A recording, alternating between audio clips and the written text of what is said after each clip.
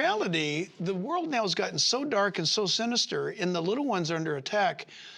Let's start out with this. What do you say to parents who would say right now to this conversation, oh, Chris and Jack, I appreciate what you're doing, but I'm gonna go do something else right now because my kid's really a good boy. My kid's a good girl. Right. And they would never go down that route. Yeah. What would you say to them about that? Naive, I guess.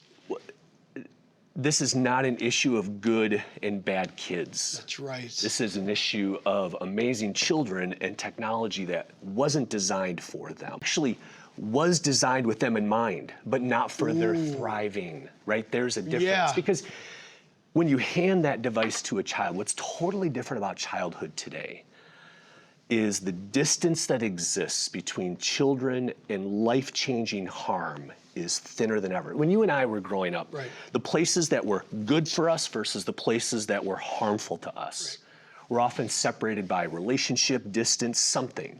I sometimes joke that if I was going to look at something I shouldn't or do something I shouldn't in the small town that I lived in, it required enormous amount of planning. Like I needed a flow chart if I was gonna try to get away with something because there was distance.